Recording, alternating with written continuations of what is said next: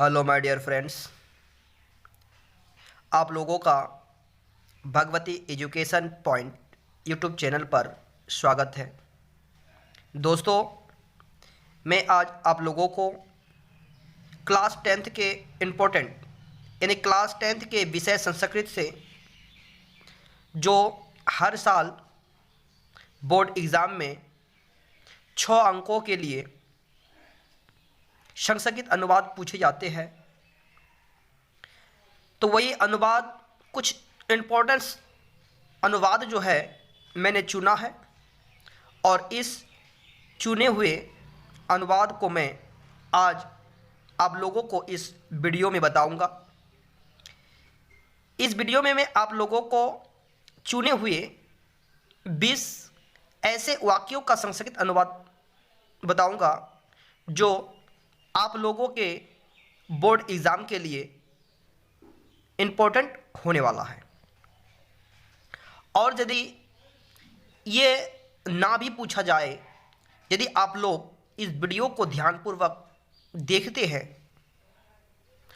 और सुनते हैं, तो आप लोगों को इस तरह के अन्य अनुवाद यदि पूछा जाता है तो आप लोग आसानी से अनुवाद कर सकते हैं। बस आप लोग सिर्फ वीडियो के अंत तक बने रहिए और इन वीडियो में जो मैंने 20 हिंदी वाक्य लिए हैं उसका संस्कृत में अनुवाद करेंगे। तो बस आप लोग वीडियो में बने रहिए। यदि आप लोग वीडियो में बने रहते हैं तो आप लोगों को अनुवाद बनाने में आसान हो जाएगा और आपकी परीक्षा में जो अनुवाद पूछे जाएंगे उसको आप लोग आसानी से बना सकते हैं।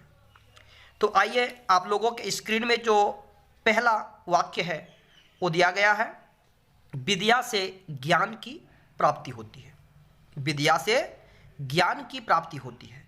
तो देखो, विद्या से ज्ञान की प्राप्ति होती है, तो इसका संस्कृत अनुवाद जो होगा, तो जैसे कि विद्या एक स्त्रीलिंग शब्द है, स्त्रीलिंग शब्द के बाद यदि से आ जाता है, क्या आता है, चिन्ह क्या आता है, से आता है, तो उस समय हम लोग या लगा देंगे। क्या लगाएंगे? या, यानी कि विद्याया, विद्याया ज्ञान की, तो ज्ञान का संस्कृत ज्ञान ही होता है। और जिसमें का के की आता है तो उसको सिर्फ सया लगा दो, तो क्या हो जाएगा? ज्ञानस्य, विद्याया ज्ञानस्य प्राप्ति का प्राप्ति ही होता है। प्राप्ति भवाति, प्राप्ति भवाति, यानी कि विद्या से ज्ञान की प्राप्ति होती है। इसका अनुवाद हो जाएगा विद्याया ज्ञानस्य प्राप्ति भवति। दूसरा देखते हैं हम लोग, भिक्षुक को धन दो। भिक्षुक को धन दो, जिसको हम लोग धन देंगे उसमें चतुर्थी विभक्ति लगता है। उसमें क्या लगता है? चतुर्थी विभक्ति। तो भिक्षुक का भिक्षुक ही होता है। भिक्षुक का क्या होता है? भिक्षुक। तो भिक्षुक को जिसमें दान देने की बात होगा उसमें सिर्फ क्या लगाना है हम लोग को? आय लगा देना है। क्या लगा देना है? आय। तो भिक्षुकाय हो जाएगा। भिक्षुक जो आय, भिक्षुकाय, तो भिक्षुकाय धन दो, यानी कि धनम, जिसको देंगे उसमें मौलन द्वितीय विभक्ति लगता है, तो धनम देहि। भिक्षुक को धन दो, भिक्षुकाय धनम देहि। अगला है कि राम पिता के साथ घर गया। राम पिता के साथ घर गया, तो राम जो है एक पुल्लिंग शब्द है और पुल्लिंग शब्द के नाम में हम लोग विसर्ग लगाते हैं। तो राम किसके साथ? पिता के साथ। जिसके साथ जाता है उसमें तृतीया विभक्ति लगती है, अर्थात पित्रा हो जाएगा। पिता का जो तृतीया विभक्ति होता है वो पित्रा होता है और साथ का होता है सह, तो पित्रा सह, यानी कि राम पित्रा सह घर का हो जाएगा गृह, लेकिन घर को जाता है तो इसलिए गृहम गया, गया का हो जाएगा अगच्छत, गया का हो जाएगा अगच्छत, यानी कि राम पिता के साथ घर गया तो राम पित्रा सा गृहम अगच्छत। अगला देखते हैं, कवियों में कालिदास श्रेष्ठ है। कवियों में कालिदास श्रेष्ठ है, तो कवियों में, तो इसमें हम लोग सप्तमी विभक्ति लगाएंगे और षष्ठी विभक्ति भी लगा सकते हैं। तो कवियों में कवियों में कविषु हो जाएगा, सप्तमी विभक्ति इसका क्या जाएगा कविषु। तो कवियों में कालिदास श्रेष्ठ है, तो कविषु कालिदास, कालिदास श्रेष्ठ, श्रेष्ठ अस्ति, कालिदास श्रेष्ठ अस्ति। कवियों में कालिदास श्रेष्ठ है, कविषु कालिदास श्रेष्ठ अस्ति। अगला देखते हैं, हिमालय पहाड़ से गंगा निकलती है, हिमालय पहाड़ से गंगा निकलती है, तो हिमालय का हिमालय ही हो जाएगा। हिमालय पहाड़ का होता है पर्वत, पहाड़ का क्या होता है पर्वत, तो हिमालय पहाड़ से, तो पहाड़ से जिसमें अलगाव की भावना होती है उसमें पंचमी विभक्ति लगती है, अर्थात पंचमी विभक्ति में आत होता है, क्या होता है आत होता है, तो इसलिए पर्वत में आत लगा देंगे तो हो जाएगा पर्वतात। हिमालय पर्वतात गंगा, गंगा का गंगा ही होगा, और निकलती है का होता है निःसरति, निःसरति, यानी कि हिमालय पहाड़ से गंगा निकलती है, इसका संस्कृत अनुवाद हो जाएगा हिमालय पर्वतात गंगा निःसरति। चलो अगला हम लोग देखते हैं, नंबर 6 में है, तुम कब पटना जाओगे, तुम कब पटना जाओगे। तुम का होता है त्वम, तुम का संस्कृत का जाएगा त्वम, कब का हो जाएगा कदा, और पटना का होता है पाटलिपुत्र, पटना का होता है पाटलिपुत्र या पाटलिपुत्रम हो जाएगा, इसमें मौ लगा देंगे गमीष्यसि, गमीष्यसि, गमीष्यसि हो जाएगा, यानी कि तुम पटना, तुम कब पटना जाओगे, त्वम कदा पाटलिपुत्रम गमीष्यसि। अगला जाए देखेंगे हम लोग, चाणक्य अर्थशास्त्र के विद्वान थे, चाणक्य, चाणक्य नाम है इसलिए हम लोग लिखेंगे चाणक्य, किसके विद्वान थे अर्थशास्त्र के विद्वान थे, तो अर्थशास्त्र का अर्थशास्त्र ही होता है, जिसमें काके की लगता है उसमें तुम लोग सिर्फ सय लगा दो, क्या हो जाएगा अर्थशास्त्रस्य, चाणक्य अर्थशास्त्रस्य विद्वान, तो विद्वान का विद्वानम हो जाएगा विद्वानम आसीत, थे का होता है आसित, यानी कि चाणक्य अर्थशास्त्र के विद्वान थे, तो चाणक्य अर्थशास्त्रस्य विद्वानम आसित।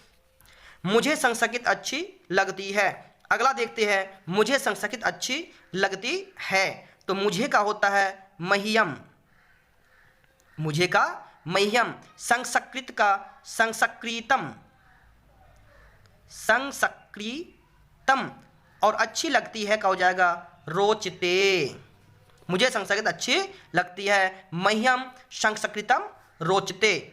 अगला है, ऋतुओं का राजा बसंत है। नंबर 9 में हम लोग को दिया गया है, ऋतुओं का राजा बसंत है। ऋतु, ऋतु का ऋतु ही होता है, तो ऋतुषु, ऋतुषु, राजा का हो जाएगा राज्ञ, बसंत का बसंत ही होता है, बसंत है का हो जाएगा अस्ति, ऋतुषु राज्ञ बसंत अस्ति।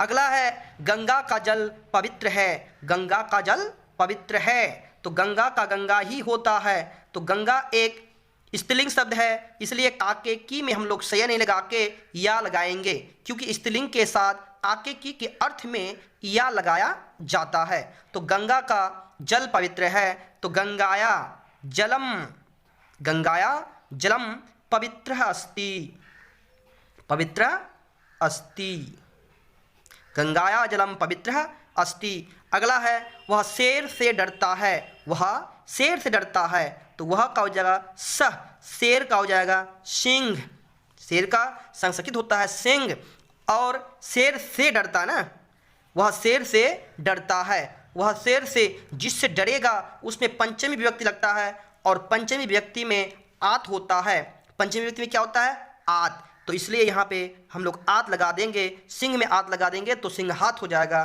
सह सिंहात, डरती है क्या हो जाएगा बिभेति, वह शेर से डरता है तो सह सिंहात बिभेति। नंबर 12 में है कि मैं भी संस्कृत पढ़ूंगा, मैं भी संस्कृत पढ़ूंगा, तो मैं का अहम होता है, मैं का क्या होता है अहम, और भी का होता है अपि, अहम अपि संस्कृतम, संस्कृतम, और पढ़ूंगा का हो जाएगा पठिष्यामि, पठिष्यामि, यानी कि अहम अपि संस्कृतम पठिष्यामि। अगला है नंबर 13 में कि आजकल वह गांव में रहता है, आजकल का होता है अधूना, आजकल का होता है अधूना, वह गांव में रहता है तो वह का हो जाएगा सह, अधूना शह, गांव में, तो ग्रामे, ग्रामे रहता है का हो जाएगा तिष्ठति, क्या हो जाएगा तिष्ठति, अधूना सह ग्रामे तिष्ठति। अगला है नंबर 14वां जो है, उसकी पत्नी पढ़ी लिखी है या शिक्षिता है, उसकी पत्नी पढ़ी लिखी है या शिक्षिता है, उसकी का हो जाएगा तस्या, और पत्नी का होता है भारिया, पत्नी का क्या होता है भारिया, और शिक्षिता का होता है पढ़ी लिखी या शिक्षिता, हम लोग लिख सकते हैं शिक्षिता का शिक्षिता, और है का हो जाएगा अस्ति, यानी उसकी पत्नी। इसके बाद अगला अनुवाद है, जैसे कि मेरा एक मित्र सुभाष है, मेरा एक मित्र सुभाष है, तो मेरा का संस्कृत रूप जो होता है वह होता है मम, मम माने मेरा, और एक का जो पुल्लिंग रूप होता है वह एका हो जाएगा, मम एका।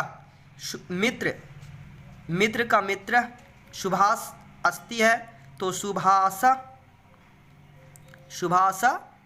अस्ति, मम एका मित्र सुभाषा अस्ति। नंबर 16वां है कि पंडित दिनेश एक वेद्य है, तो पंडित दिनेश एक नाम है, तो पंडित दिनेश पुल्लिंग नाम है इसलिए विसर्ग लगाएंगे, तो पंडित दिनेश एका, वेद्य का मतलब होता है डॉक्टर, तो वेद्य अस्ति, पंडित दिनेश एका वेद्य अस्ति। नंबर 17वां है कि राम पिता का स्मरण करता है, तो राम पिता का, तो राम का रामः, पिता का स्मरण करता है, तो पीतु, पिता का हो जाएगा इसमें पीतु, स्मरण करता है, तो स्मरण का स्मरण ही होगा, तो स्मरणम करोति, राम पिता का स्मरण करता है, तो रामः पीतु स्मरणम करोति। 18वां है वह चोर से डरता है, वह का स चोर से डरता है, जिससे डरेगा उसमें सिर्फ आत लगा देना है, स चोरात बिभेति, स चोरात बिभेति। वह पैर से लंगड़ा है, वह पैर से लंगड़ा है, वह का होता है स, और पैर से लंगड़ा, जिस चीज़ से लंगड़ा होगा उसमें तृतीय विभक्ति लगता है, यानी कि यदि शारीरिक विकार हो, शारीरिक विकार जैसे कि आँख से अंधा, पैर से लंगड़ा, पीठ से कुब्जा, कान से बहरा, ये शारीरिक विकार है। यदि शारीरिक विकार आती है तो शारीरिक विकार में जैसे पैर से लंगड़ा है तो पैर से इसमें तृतीय विभक्ति लगेगा, यानी कि एन लगेगा, इसमें क्या लगेगा एन, श, पैर का होता है पाद, इसमें एन लगा देंगे तो पादेन हो जाएगा, स पादेन। लंगड़ा का होता है खंज, तो खंज है का अस्ति, स फादेन खंजा अस्ति। बिहार की राजधानी पटना है, बिहार की राजधानी पटना है, किसकी बिहार की, तो बिहार की, बिहार का बिहारी हो जाएगा, और काके की जिसमें लगता है उसमें सय हो जाएगा। बिहारस्य राजधानी का राजधानी, पटना का हो जाएगा पाटलिपुत्रम, पाटलिपुत्रम वर्तते, यानी कि बिहार की राजधानी पटना है तो बिहारस्य राजधानी पाटलिपुत्रम वर्तते।